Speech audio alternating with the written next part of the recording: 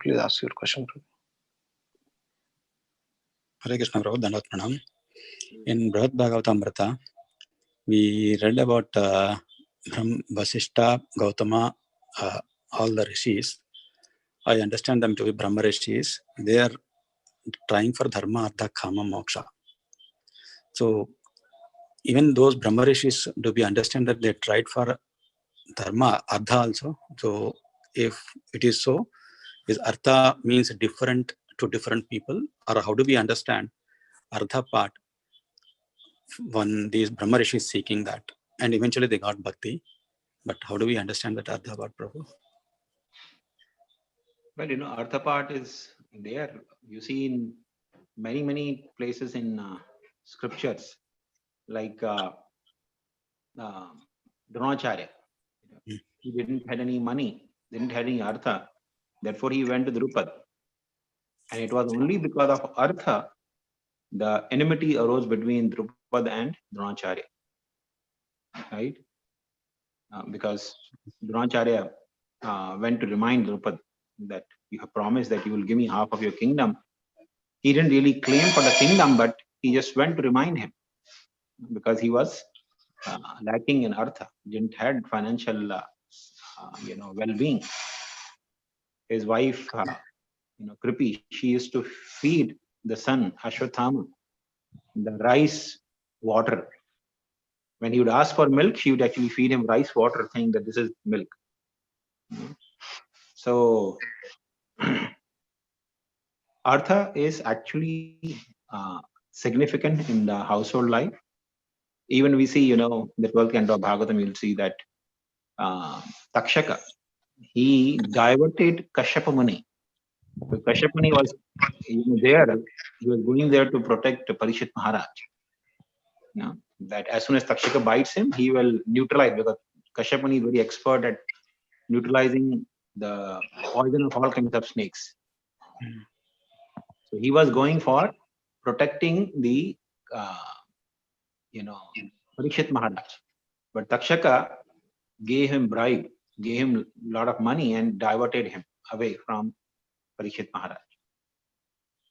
So artha actually has significance in all the household life. So, and therefore, even sages, even they are Brahma Rishis, because they are householders, they have to work towards, the artha factor as well. But they don't go to work like, we go into work to different places. If they want artha, they seek from devas by worshipping the devas.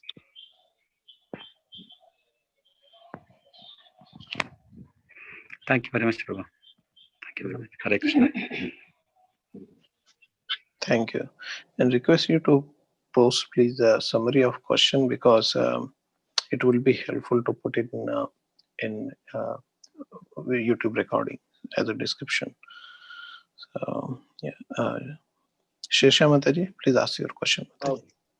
Just on Prabhuji, post your question little more explanatory, because if you look at the last question, there are only 3 words that are mentioned, so it becomes very difficult to write. And when someone will post after some time, if someone will read, may not be able to understand the context also. So if the context can be given, that will be helpful. Thank you, Prabhuji. Shirsha Mataji, please ask your question. Sure, Prabhuji. Hare Krishna, Prabhuji, Dandavat Pranam. Prabhuji, I would like to know what is the meaning of the following the Sanatana Dharma, Varnashrama, and attain Dharma, Artha, Kama, Moksha, and Bhakti. What is the relation of these? And previously, everyone follows Sanatana Dharma, and now we are not following. Because I just understand that there are 4 categories of people, like 4 Varnas, but I don't understand the relations, how these are all connected. Okay.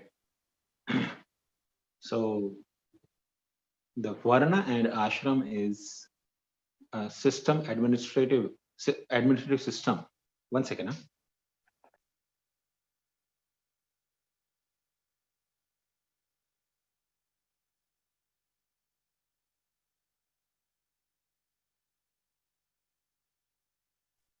Sorry.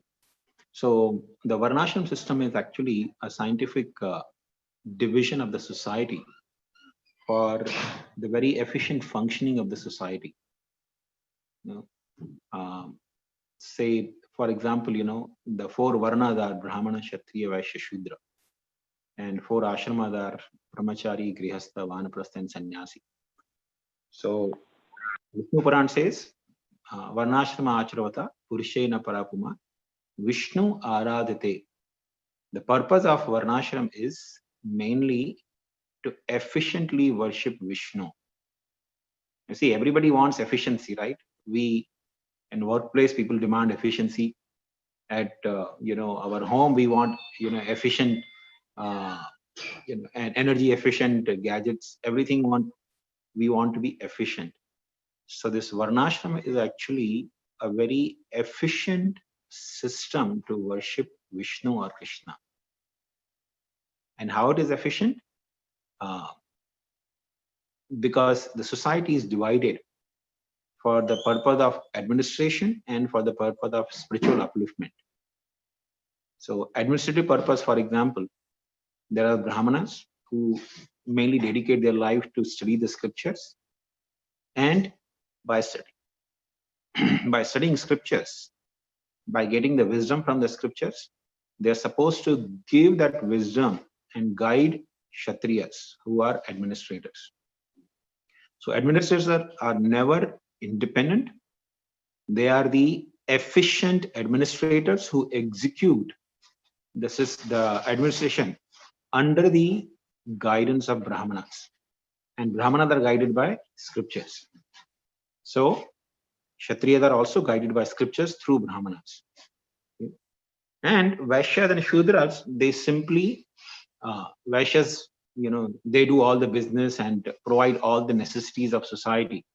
And all the businesses are handled by the Vaishyas.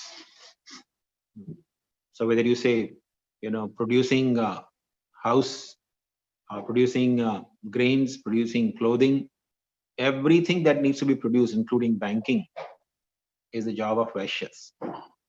And they are controlled by the Kshatriyas in the way that they are taxed, and they are also regulated in terms of how much profit margin they can keep. Okay. It's not like the current system, the marketplace system. Whatever price you want, you can put. So that is actually highly exploitative, and that's why you see people every few years, we have crisis, financial crisis, because it's the system of exploitation. Kshatriyas in the past, they used to regulate, and they would regulate based on the scriptures. So scriptures actually tell how much profit a Vaishya should make. It's not supposed to be more than 17% profit margin according to scriptures. Okay, but nobody follows that. So Kshatriya's job was to make regulation so that there is no disproportionate distribution of wealth in the society. Some people become billionaires, and some people remain actually struggling from hand to mouth. So this is mainly happens when Vaishyas become the administrator. They become the rulers. So they, because Vaishyas naturally have greed. Vaishya means they always have greed for money. They want to have more and more. Actually, there's a saying in Hindi, Raja Vyapari, Praja Bhikhari. If a mercantile, if a Vaishya becomes the king, he will turn the whole country into beggars. And they will give charity, not that they don't give, but they want everyone to be beggars. And Kshatriyas, they don't want everyone to be beggars. They want the proper distribution of wealth in the society, which actually makes society more peaceful, and everyone overall remains reasonably happy. They can cultivate Krishna consciousness. So Kshatriya's job was to mainly make the administration in such a way that everybody is more or less peaceful in life, and he would implement the rules of uplifting the consciousness of everyone through the culture of education, by giving everyone education about Krishna consciousness. So this was the crucial role of Kshatriyas. And Shudras, they were mainly meant for assisting all three Varnas. They would become the servants in the homes of Brahmanas, Kshatriyas, and Vaishyas, because they don't have much intelligence to do anything. So they would simply execute the order of the three Varnas. So this is how actually society functions best, because Brahmanas need assistance, Kshatriyas need assistance, and Vaishyas also need assistance. So Shudras provide that assistance. They are like the legs of the society. Not that, if the legs are not there, if the legs are neglected, the society will become dysfunctional. Similarly, if the head is dysfunctional, the whole body will collapse. So Brahmanas are compared to head, Kshatriyas to arms, who protect the society, Vaishyas to belly, and Shudras to the legs. Nobody is higher or lower. From analytical point of view, the role of Brahmana is very crucial. Because if the head is chopped off, the whole body will collapse. It cannot sustain or survive. If the arms are chopped off, still the body can work, but it will not work. It won't be so efficient to protect the body, because arms do the job of protecting and working. Similarly, if a person doesn't have legs, won't be able to do efficient job either. If the stomach is dysfunctional, the whole body will become sick and you won't be able to function. So all four are actually important, equally important. But from analytical point of view, Brahmanical guidance is actually very, very crucial. And similarly, there are ashramas, 4 ashramas mainly for spiritual upliftment. So there'll be, first of all, brahmacharya training, especially for the higher 3 castes, Brahmana, Kshatriya, Vaishyas. They all have to follow the strictness of brahmacharya. So the children born in those families would actually follow the brahmacharya's life. They would go to school, live under the guidance of Guru, and strictly follow the principle of celibacy and study in the Gurukul. Shudras never had, because they don't have much intelligence, so they would not go to school. They would never go to Gurukul. And once they're trained in brahmacharya ashram, if they like, they can actually take to grihastha ashram, that get married and settle. But especially the Brahmanas, they had a prerogative. If they don't want to get married, they can directly go for the 4th ashram, that is sannyas. And generally, Kshatriyas and Vaishyas, they would get married and take profession of their respective family. So this is how the society used to function. So sannyasis are considered the head in terms of ashrama, and Brahmanas are considered the head in terms of varna. So sannyasi means a person who has gone through brahmacharya, grihastha, vanaprastha life.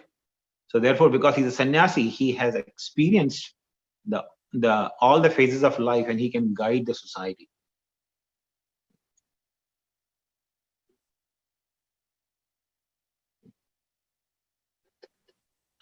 Thank you, Prabhuji.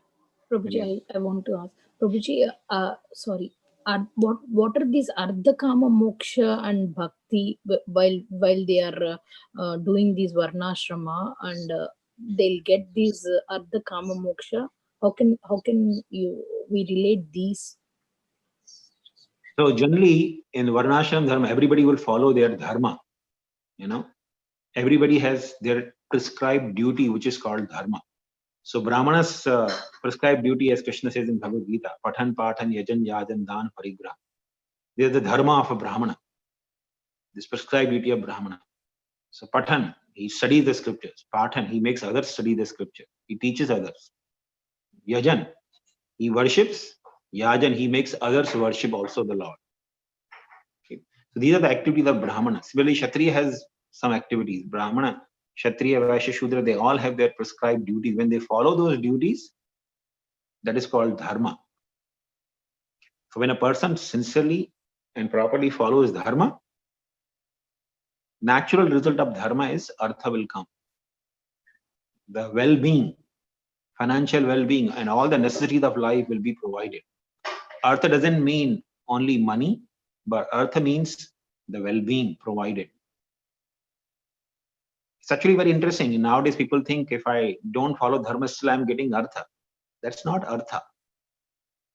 Lord Ramchandra in Ramayana completely refutes this. He says, when an artha is acquired without following dharma, it only creates enmity. No? So when somebody becomes exploitative without following dharma, he extracts or gets, artha. Naturally, people will become inimical towards him. And if a person acquires kama without following dharma, then he is fit to go to hell. These are the verdicts of Lord Ramchandra in Ramayana. So dharma is very crucial. Dharma should not be given up. No? Through dharma, one acquires artha, the well-being, which is actually, as Krishna says in Bhagavad Gita, is very crucial for attaining Shreya. Shreya means the perfection of life by going back home, back to God. The person is struggling, from hand to mouth, doesn't have sufficient, and is always in anxiety for paying the bills and all. It's very difficult to focus on Krishna consciousness. No? So for Shreya, artha is required, especially in family life. It's very crucial. Kama is natural tendency of living entity in the conditioned state. But there also, if the living entity regulates the kama by following dharma, then doesn't implicate himself in the sinful life and become fit to go to hell.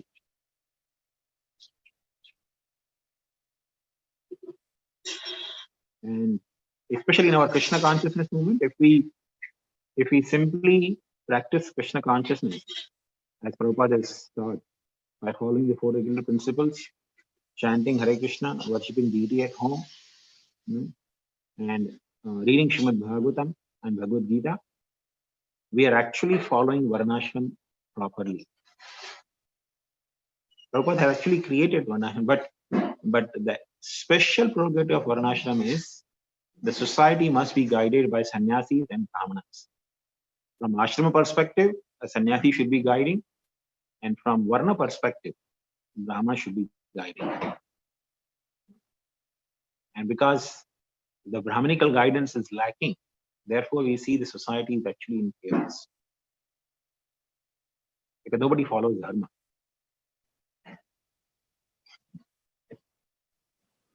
Thank you, Prabhu. Beautifully explained.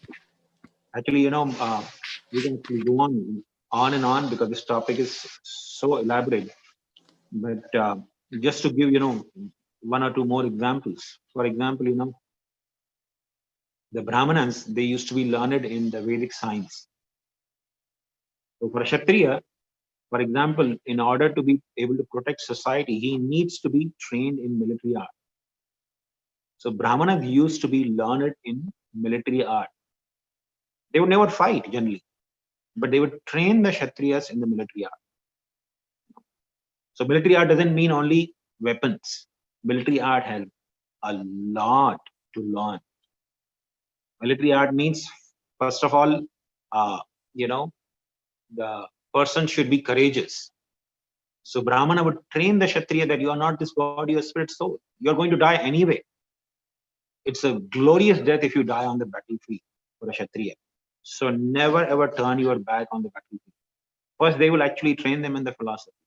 Then they would train them in the, sense control, because Kshatriya, if he's not sense control, he will start exploiting because he has so much power.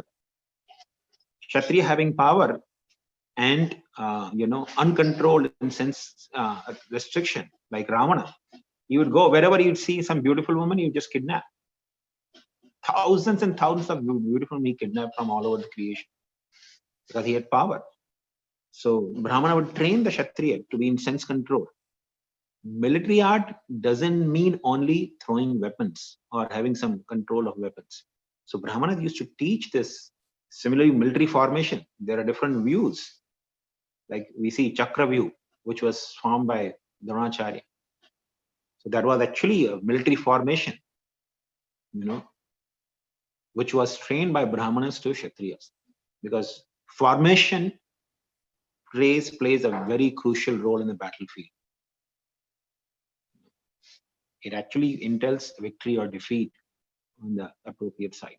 So in this way, it's actually very crucial. And similarly, nowadays, if you, for example, marriages, if the marriage is not done, seeing the proper guna matching, then there can be tremendous issues. And because nowadays there is a facility of divorce, you see there are more and more divorce because there's no, people don't take guidance from brahmanas. They simply want to, get married by the impulse. So it becomes actually a very difficult situation.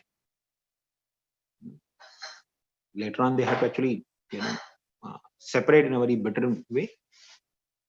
So these are the crucial principles or the sciences which brahmanas were learned, and they would guide people to take benefit of these different sciences.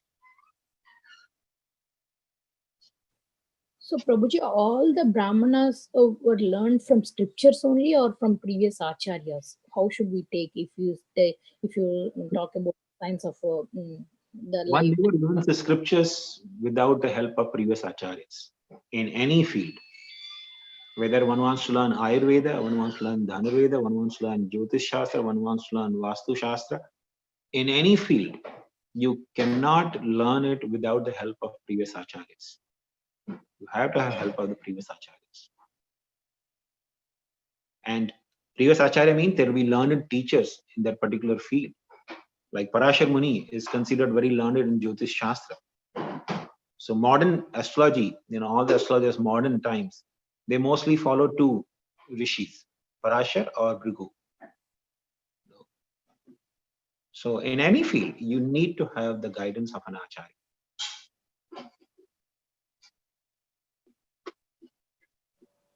Thank you, Prabhuji. Yeah, thank you, Prabhuji. Very nice. Thank you. Prana Gopika Mataji, please ask your question. Hare Krishna Prabhuji, Dandat Pranam. So Prabhuji, actually in today's Vaishnava etiquette, we read that in association maybe in person, Vapu, the physical presence of the Guru and Vaishnavas, or in words, Vani, the instruction of the Guru and the Vaishnavas. So I know Guru's instructions, Prabhu. What is this about Vaishnava's instructions, Prabhu? So Vaishnava instructions mean Mataji, Vani. That is exactly what Vani is. Vani means taking the instructions from the Guru or the senior Vaishnavas. So that is actually Vani. Oh, okay, Prabhuji. Actually, we are asking you questions and you are giving us answers. All those are instructions for us, right? Yeah, this is all part of Vani. Yeah, in that way, I have to understand, right? Vaishnavas means, yeah. Thank you so much, Prabhuji. Hare Krishna. Yeah. Vinita Mataji, please ask your question.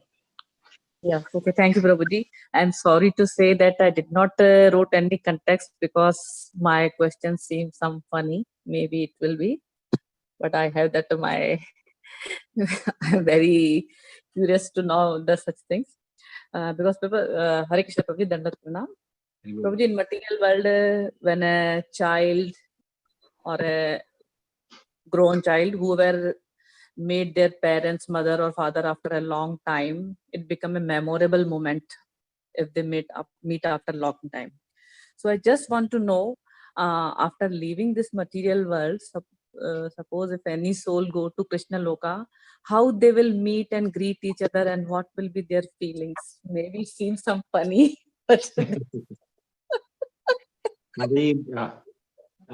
if you want, you can immediately go and read the chapter in Brihad Bhagavatamrita where Gopkumara reaches Golok Vrindavan.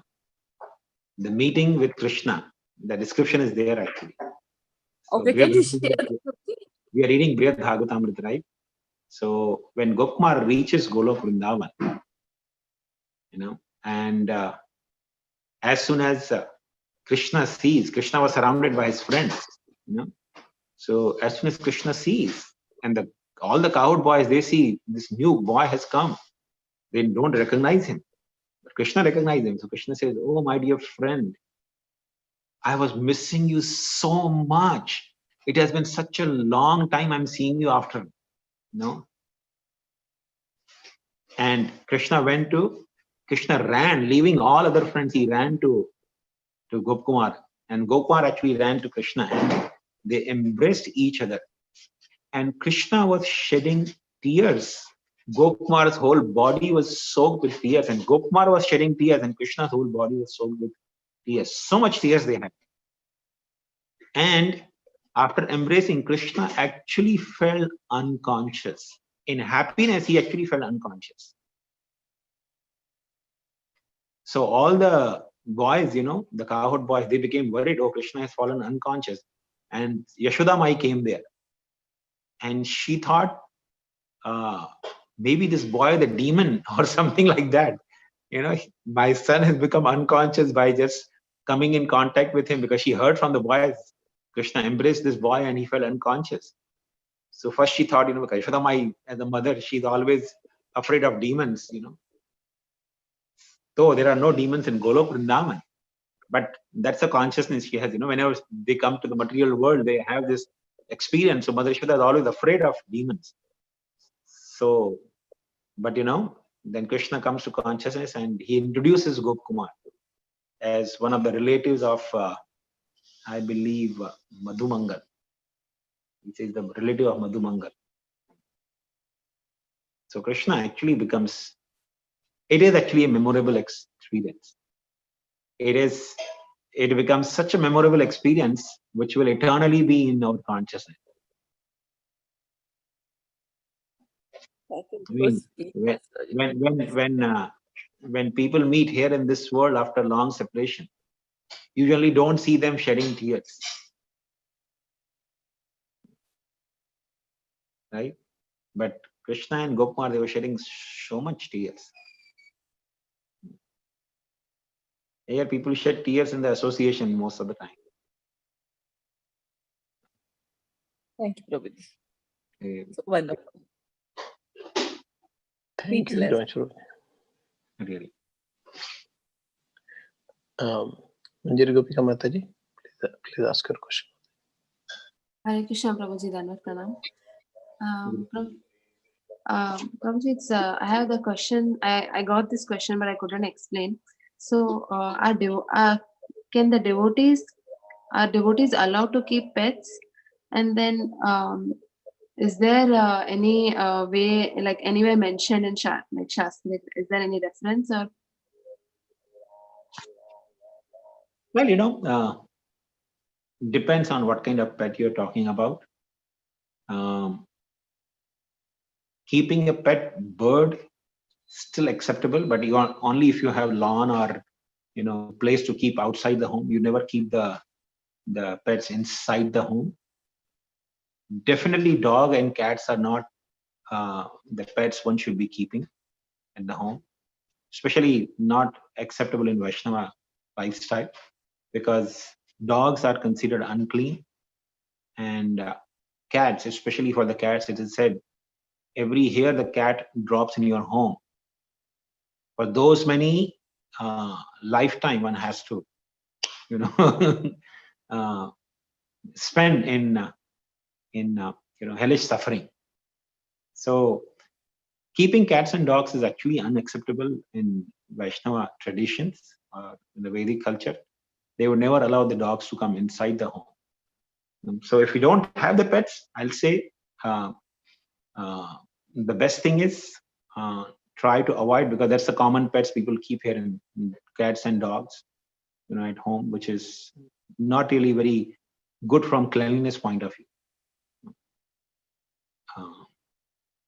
And you know, keeping birds and all is okay, but provided if you have the big lawn where you can actually keep them. Like, you know, Srimati Radharani has you know, pets, you know, the parrot as her pet. So that is okay, but in given in our scenarios, we have such small homes, practically no lawn. It's very difficult to keep the pets. But if you can, you can keep the, maybe birds or fishes if you have a fish pond. But ideally, not to keep the cats and dogs. Ideally, now I know some devotees may have cats and dogs at home, but it's a different thing. But ideally, we should not. If you don't have the pets, don't bring the cats or dogs. Thank you, Prabhuji. Thank you, Prabhuji. So, Srivatsa, ask your question. Yes, Hare Krishna, Prabhu. I just sent the link to my mom. My question was regarding, I was discussing with a couple of my friends. Wait, what? You can talk. I will. Okay. Yeah, so I was discussing with a couple of my friends about the why the jiva ended up in the material world, and they just sent me this link of Sridhar Maharaj, where he's talking about how the jiva ended up in the material world, and I sent it to you. Maybe, Prabhu, is it okay if I play the audio, or will that take too much time? But yeah, please. How long is that? It's like it's mostly the beginning part that I have a question about. It's about the whole thing is 7 minutes long, but the part that I have a big question about was like the first 1.5 minutes. Sure, please go ahead. Okay, let me get it. Okay.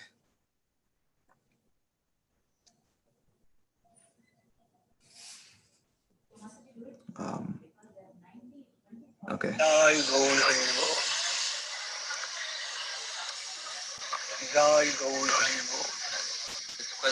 Another question. The living entity comes into the material world from the spiritual world. From the spiritual world? Yes. So who says so?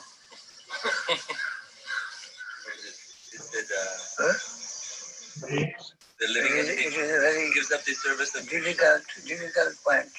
Mataji, unable to hear properly. Your voice is not clear. Marginal potency. Generally, it has been told. And those that come from spiritual, they are sure of coming. Well, and they can go there. The spiritual body, they come here, that is a show. They are inhabitants of that plane, they come and they go to a higher plane. They come into the lower plane of their own accord or by the direction of their Lord, and they can go after finishing his engagement, his duty. But those that are in bondage here, where from they come? That should be the question, is it not? What do you know? Isn't the Krishna Bolite Jeev, when the living entity forgets Krishna, then he... Krishna Buliya Sai Jeevanatya. The Krishna Bhuli, that does not mean the Krishna is on the side. Missing him, he is coming here from the marginal potency.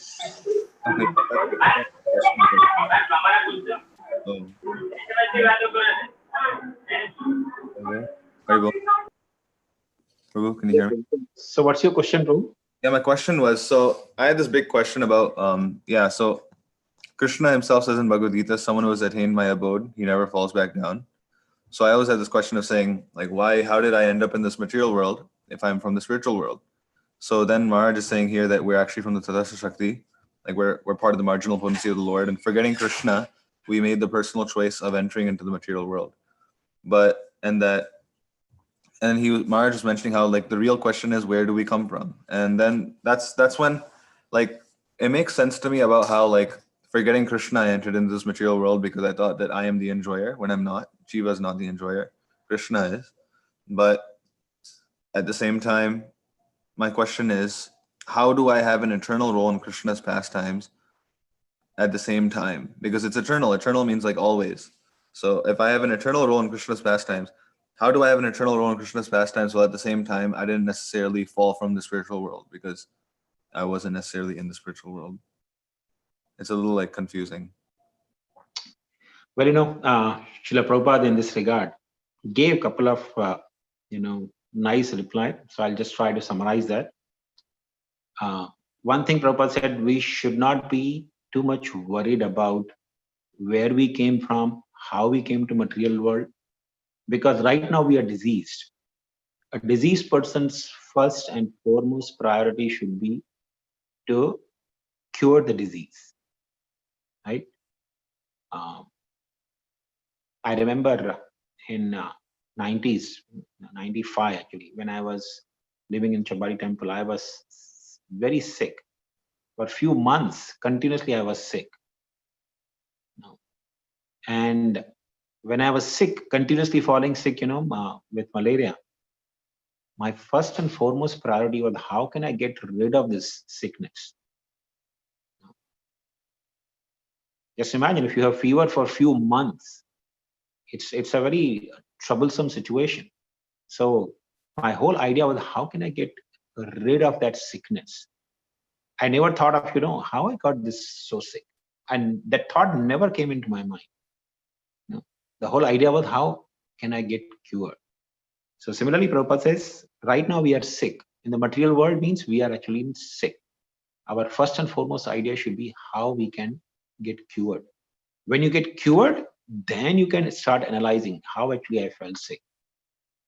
So we shouldn't worry too much about how I came, where I came from.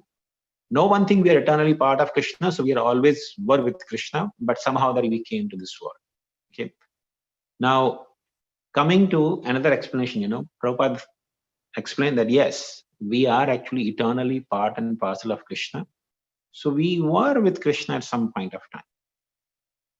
Now, and as it says, Krishna bhuliya jiva bhoga vancha kare. We wanted to forget Krishna and enjoy independently from Krishna, so we came to this world. So your question is, Krishna says, when you come to my abode, you never return to this material world. How do I trust that? Because I was there with Krishna, right? So, yes, I was with Krishna, but when I go back from here, I don't forget the experience of the material world. That remains with me as a nightmare, as a bad dream. And Prabhupada actually explained very beautifully. He said, in his household days, one time he visited one of his friends with his son. His son was 6-7 years old boy. So he went to his friend's home. So he was having some serious conversation with his friend, and his son was sitting next to Prabhupada. He was trying to fidget with the fan. Table fan was there, which was rotating. So he was trying to put the finger from the table fan, and Prabhupada kept stopping him. But the child was so insistent, he was crying, and he wants to put the fan. So his friend, actually, he stopped the conversation and he switched off the fan. And he told him, before the fan stops, when the blade is not moving at very rapid speed, allow him to put the finger. So that's what he did. When the fan is still moving, but it stopped, it's no more powered. It's about to stop. Then Prabhupada said, okay, now you put the finger. Because child was so insistent, I want to put the finger. So when he put the finger, the blade hit him, but not very hard, just hit him a little bit and he got jerked. And then they turn on the fan, they say, now you put the finger? They say, no, put the finger. No, I don't know. No, rascal, you put the finger, Prabhupada said. But he didn't put the finger.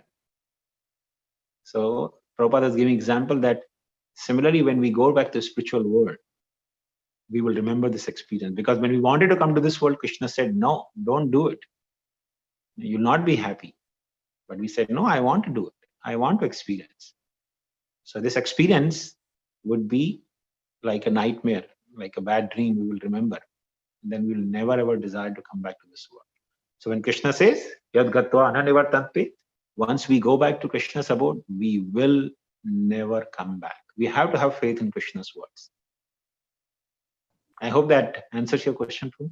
Yes, Prabhu. Yeah, it does. However, the small doubt was, yes, I understand. Like if we go back, I still have that remembrance of that, still like memory of the material world. So out of disgust to the material world and out of fear of ever going away from Krishna, I still remain in the spiritual world. But that means that at one point when I was in the spiritual world, the way I'm processing this is that I was eternally with Krishna.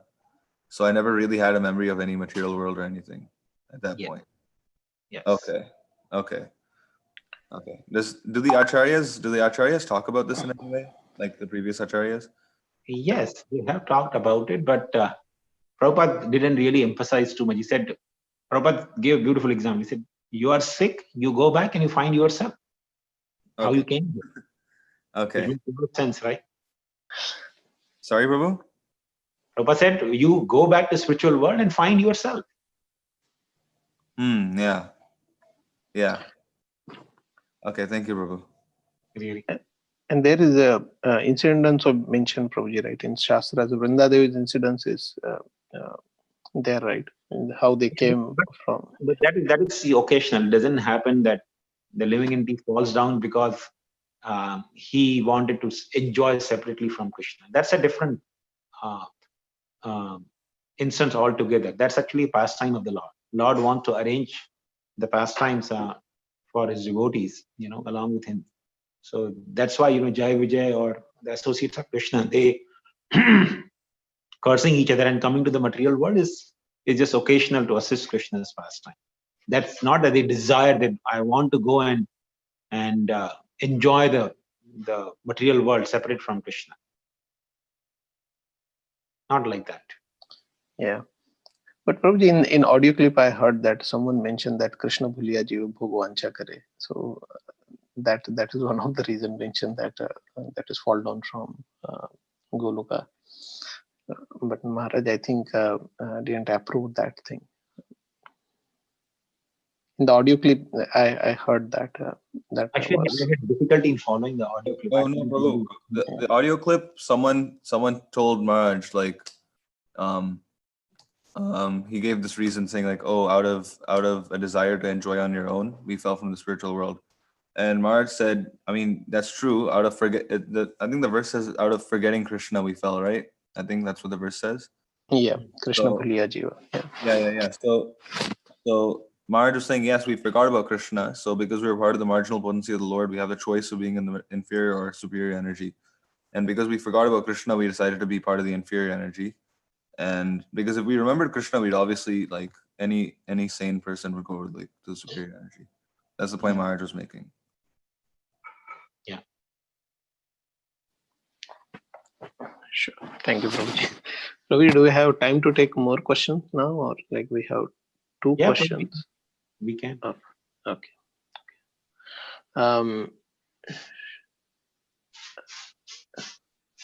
Shachandan Gaurang Prabhuji, can you ask this question later? We'll give chance to Sandip Dua Prabhuji and then you can ask this question. I'll quickly say I got the answer. I think I asked for, I think Prabhuji mentioned that memories in the material world get carried over to Goloka and remain. So unless Prabhu wants to add more, but I got the brief answer. Yeah, thank you, Prabhuji. Sandip Prabhuji, Sandip Dua Prabhuji, please ask your question. Oh, I think you're asking to share link. Okay. Yeah, Prabhu, I just wanted to know about Tatastha Shakti, because we have heard that we fell off because we wanted to enjoy apart from Krishna. What is this Tatastha Shakti? Tatastha Shakti is nothing but the living entity, Jiva. You, me, all of us, we are Tatastha Shakti of Krishna. And it's called Tatastha means, Tata means the bank, like a bank of an ocean, like beach. On the beach, you see, it's called Tata. Hindi word, in Sanskrit also it's called Tata. Tata means it's a bank. But some portion of that bank you will see is sometime underwater, sometime outside of water. That's the meaning of Tata. Tata means sometime it is underwater, sometime it is not underwater. When there's low tide, the Tata is visible. When the high tide, the Tata gets hidden. So Tatastha means, Stha means situated. So living entity is called Tatastha because sometime he is under Krishna's superior energy, under the care of Srimati Radharani. Sometime he is under the care of Durga Devi, Krishna's inferior Shakti. So that's the meaning of Tatastha. So we shall always be under subjugation, either Srimati Radharani's or under Durga Devi's. We have to make a choice where we want to be. That's the meaning of Tatastha.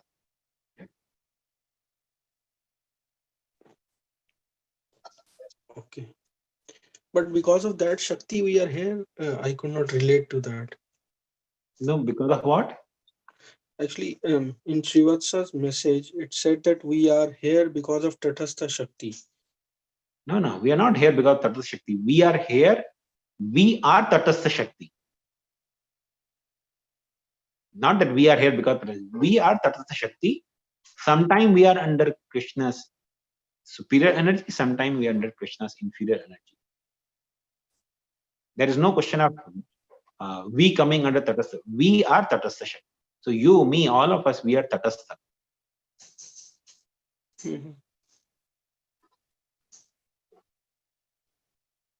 Okay, it's a kind of borderline. We are neither pass nor fail, but we choose whether to fail or pass. Yes, that's right. Thank you so much. And we cannot be in between. We have to be either under Maya or under Krishna's superior Shakti. So there is no question of being in between. Okay, I don't want to be under Maya also, I don't want to be under Krishna's. No. We are either under Maya or either under Krishna's superior energy. Sure. Does that mean only there are three Shaktis that exist, Krishna's three energy? One is spiritual, one is material, and one is marginal. Yes, that's what Vishnu Purana also says. The three only. There are only three. Vishnu Shakti Paraprokta, Kshetra Gyakya Tatha Para, Avidya Karma Samhita Shakti. So Krishna has only three energies: superior energy, marginal energy, and inferior energy. And each energy has innumerable divisions. But primarily they are divided into three. And marginal and Tatastha are same. Yes. We call marginal, same as Tatastha Shakti.